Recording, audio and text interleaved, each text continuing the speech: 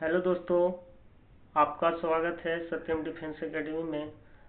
अगर आप SSC Bihar, SSC railway, group D, NTPC, police, अन्य एग्जाम की तैयारी कर रहे हैं तो आप लोग के लिए ये वीडियो अत्यंत महत्वपूर्ण होगा। इसमें देखेंगे कि लुसेंट का सारा जो पॉलिटी का प्रश्न होता है उसको हम लोग आज इसमें वीडियो में कराने जा रहे हैं। तो आप लोग इस वीडियो को ज़्यादा से ज़्यादा शेयर कीजिए और चैनल पे नहीं हो तो चैनल को सब्सक्राइब कीजिए। चलिए वीडियो को स्टार्ट करते हैं। चलिए, तो भारतीय संविधान के अनुसूची के बारे में सबसे पहले स्टार्ट करते हैं। देखिए यहाँ पे लिखा हुआ है भारतीय संविधान की अनुसूचियाँ। भारतीय संविधान में 12 अनुसूची हैं, उसी को आज हम लोग देखेंगे। उसके बाद धीरे धीरे एक एक करके सभी को हम लोग देखने के प्रयास करेंगे। तो चलिए स्टार्ट करते हैं। भारतीय संविधान की अनुसूचियों को आज हम लोग देखेंगे। तो देखिए, प्रथम अनुसूची में क्या कहा गया है। प्रथम अनुसूची में इसमें भारतीय संघ की घटकों में 28 राज्य और 8 संघ शासित प्रदेश का उल्लेख किया गया है। प्रथम अनुसूची में संविधान के 69वें संशोधन के द्वारा दिल्ली को राष्ट्रीय राजधानी का दर्जा दिया गया था। दूसरा अनुसूची में कहा जा रहा है कि भारतीय राज्य व्यवस्था के विभिन्न पदाधिकारी राष्ट्रपति, राज्यपाल, लोकसभा और उपाध्यक्ष, राज्यसभा के सभापति एवं उपसभापति, विधानसभा के अध्यक्ष और उपाध्यक्ष के विधान परिषद के सभापति, उपसभापति, उच्चतम न्यायालय और उच्च न्यायालय के न्यायाधीशों और भारत के नियंत्रक महालेखा परीक्षक को प्राप्त होने वाले वेतन, भत्ते और पेंशन आदि का उल्लेख किया गया है दूसरा अनुसूची में। चलिए अगला देखते हैं। तीसरा अनुसूची देखते हैं।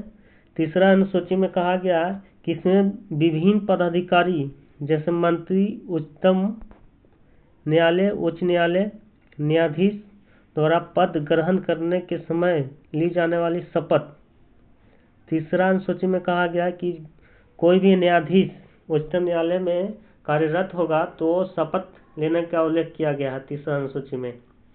चौथा अनुसूची को देखते हैं हम लोग।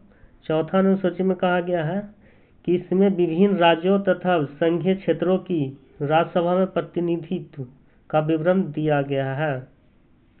यानी संघीय क्षेत्रों की राज्यसभा में प्रतिनिधित्व का विवरण दिया गया है। चलिए पांचवें अनुसूची का हम लोग देखने का प्रयास करते हैं। इसमें पांचवें अनुसूची में कहा गया है इसमें विभिन्न अनुसूचित क्षेत्रों और अनुसूचित जनजाति के प्रशासन नियंत्रक के बारे में उल्लेख किया गया है। पांचवें अनुसूची में अनुसूचित जाति और जनजाति के प्रशासन और नियंत्रण के बारे में उल्लेख किया गया पांचवें अनुसूची में। तो आप लोग धीरे धीरे वीडियो को बढ़ाते रहिए और स्किप एकदम मत करिए, ठीक ना। और चैनल पे नहीं हो तो चैनल को सबसे पहले सब्सक्राइब कीजिए और नए लोगों के पास ये वीडियो भेजने का आप लोग थोड़ा सा कोशिश कीजिए। चलिए छठी अनुसूची को हम लोग देखते हैं। इसमें छठी अनुसूची में इसमें कहा गया है कि असम, मेघालय, त्रिपुरा, मिजोरम राज्यों के जनजातीय क्षेत्रों के प्रशासन के बारे में प्रावधान किया गया है। समझ गए।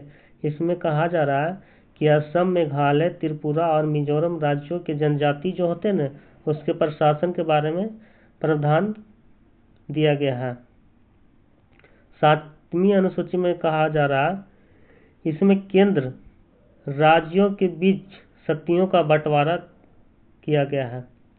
केंद्र और राज्य होता है ना उसमें शक्तियों का जो बंटवारा होता है वो सातवीं अनुसूची में उल्लेख किया गया है।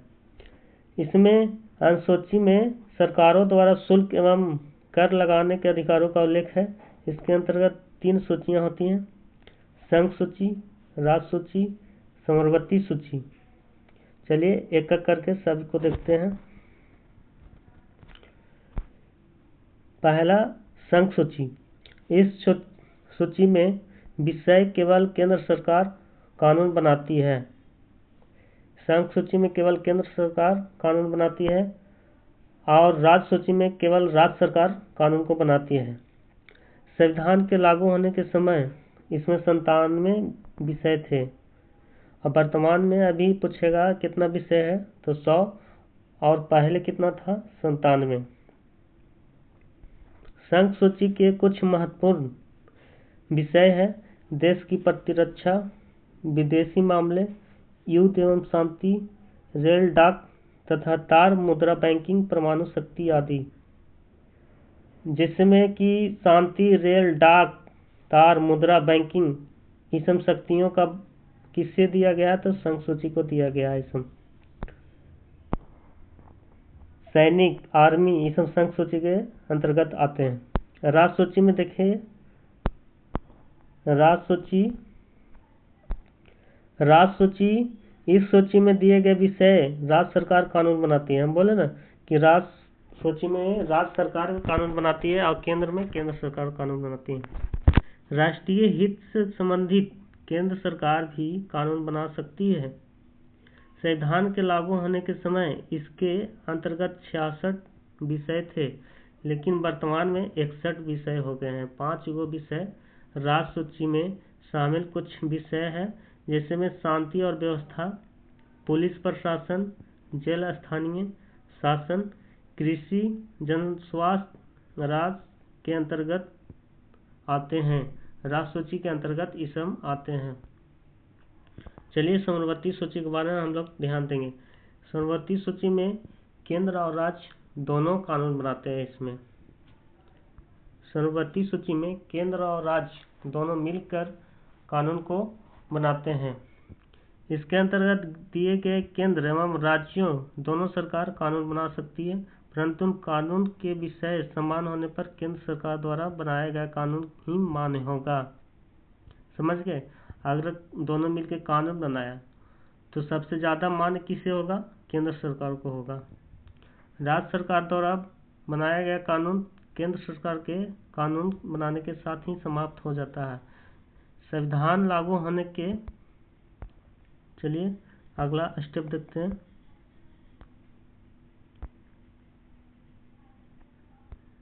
संविधान लागू होने के समय समवर्ती सूची में 47 विषय थे, लेकिन वर्तमान में 52 विषय हो गए हैं। समवर्ती सूची के कुछ प्रमुख विषय हैं, जैसे दीवानी, फौजदारी, कानून एवं प्रक्रिया, विवाह एवं तलाक, शिक्षा, आर्थिक नियोजन, बिजली, समाचार पत्र, श्रमिक संघ, वन, ये सब समवर्ती सूची के अंतर्गत आते हैं, जो कि दोनों मिलकर कानून बनाते हैं, केंद्र एवं राज्य। चलिए अगला अनुसूची 8वीं अनुसूची के बारे में हम लोग ध्यान देते हैं।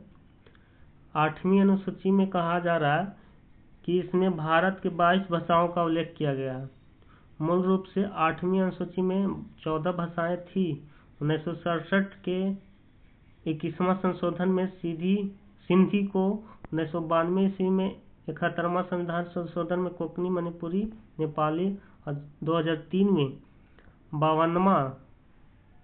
52वां संशोधन मैथिली, संथाली, डोगरी, बोडो को 8वीं अनुसूची में शामिल किया गया है। समझ में आया आप लोग को? अगर नहीं याद हो रहा है तो इसको स्क्रीनशॉट लीजिए और ध्यान से पढ़िए और एक बार देखिए, तुरंत याद हो जाएगा। चलिए 9वां अनुसूची के बारे में ध्यान देते हैं। 9वां अनुसूची में कहा जा रहा है, संविधान में यह अनुसूची प्रथम संविधान संशोधन अधिनियम 1991 के द्वारा जोड़ी गई है। इसके अंतर्गत राज्य द्वारा संपत्ति के अधिकरण विभिन्न नियमों का उल्लेख किया गया है। इस अनुसूची में सम्मिलित विषयों को न्यायालय में चुनौती नहीं दी जा सकती है। वर्तमान समय में इस अनुसूची में 284 अधिनियम पारित किया गया है। ध्यान से देखिएगा, याद हो जाएगा। यहाँ नोट लिखा हुआ है, अब तक यह मान्यता थी कि संविधान की 9वीं अनुसूची में सम्मिलित कानूनों को न्यायिक समीक्षा नहीं की जा सकती है। 11 जनवरी 2007 ईस्वी के संविधान पीठ के एक निर्णय द्वारा यह स्थापित किया गया है कि 9वीं अनुसूची में शामिल किसी कानून को इस आधार पर चुनौती दी जा सकती है कि वह मौलिक अधिकारों का उल्लंघन करता है तथा उच्चतम न्यायालय के कानूनों का समीक्षा कर सकता है। समझ में आया? चलिए 10वीं अनुसूची के बारे में पढ़ते हैं। 10वीं अनुसूची यह संविधान में 52वें संशोधन 1985 के द्वारा जोड़ी गई है। इस दल बदल से संबंधित प्रावधानों का उल्लेख है। 10वीं अनुसूची बहुत ही इम्पोर्टेंट अनुसूची को माना जाता है। इसमें दल बदल कानून को रखा गया है। 10वीं अनुसूची में जो इस दल से उस दल में न जल जाते हैं, जैसे आरजेडी से बीजेपी में चला गया को, तो ये दल बदल कानून के अंतर्गत ही आता है। चलिए 11वां अनुसूची को ध्यान देते हैं। इस अनुसूची में संविधान के 73वें संविधान संशोधन 1993 के द्वारा जोड़ी गई है। इस पंचायती राज संस्थाओं को कार्य करने के लिए 29 विषय प्रदान किए गए हैं।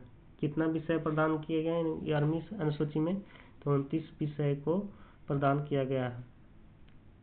चलिए लास्ट 12वीं अनुसूची आई है। बहुत ही इम्पोर्टेंट अनुसूची माना जा रहा है।